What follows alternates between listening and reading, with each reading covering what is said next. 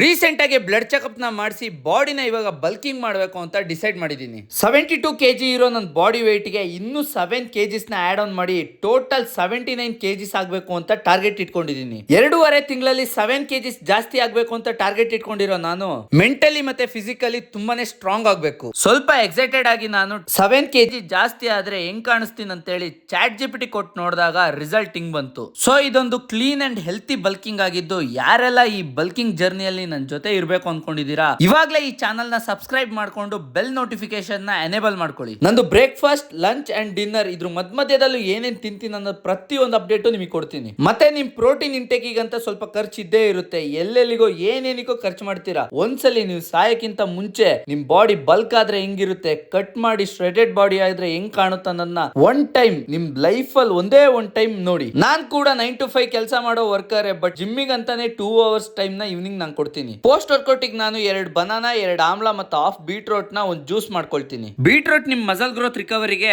ಇಮ್ಯುನಿಟಿನ ಬೂಸ್ಟ್ ಮಾಡಕ್ ನಲ್ಲಿಕಾಯಿ, ಮತ್ತೆ muscle ಗೇನಿಗೆ banana. ನಾನು ಮೈಕ್ರೋನೈಸೈಡ್ ಮೋನೋಹೈಡ್ರೇಟ್ ಕ್ರಿಯೇಟಿನ್ ನ ಯೂಸ್ ಮಾಡ್ತೀನಿ. ನಾನು ಮೊದಲೇ ಹೇಳ್ದಂಗೆ ನೈಟ್ ಡಿನ್ನರ್ ನ ಪ್ರಿಪೇರ್ ಮಾಡ್ಕೊಳ್ಳೋದ್ರಿಂದ ಹಿಡಿದು ಬ್ರೇಕ್ಫಾಸ್ಟ್ ಮತ್ತೆ ಲಂಚುನು ಸಹ ನಾನೇ ಪ್ರಿಪೇರ್ ಮಾಡ್ಕೋಬೇಕು. ಅದಕ್ಕೆ ಇದೊಂಥರ ಕ್ರೇಜಿ ಟಾಸ್ಕ್ ಆಗಿದ್ದು ಇದನ್ನ ಕಂಪ್ಲೀಟ್ ಮಾಡೇ ಮಾಡ್ತೀನಿ ಅನ್ನೋ ನಂಬಿಕೆ ನಂಗಿದೆ. ಮತ್ತೆ ಇಲ್ಲಿ ನಾನು ಪ್ರತಿಯೊಂದು ಐಟಮ್ ಎಷ್ಟು ಗ್ರಾಮ್ ತೂಕ ಬರ್ತಿದೆ ಅಂತ ಹೇಳಿ ಲೆಕ್ಕ ಮಾಡೇ ತಿನ್ನೋದು. ಸೊ ಯಾರೆಲ್ಲ ವೇಟ್ ಗೇನ್ ಜರ್ನಿನ ಸ್ಟಾರ್ಟ್ ಮಾಡಬೇಕು ಅನ್ಕೊಂಡಿದೀರಾ ಎಲ್ಲ ವಿಡಿಯೋನು ಮಿಸ್ ಮಾಡ್ದಲೇ ನೋಡಿ.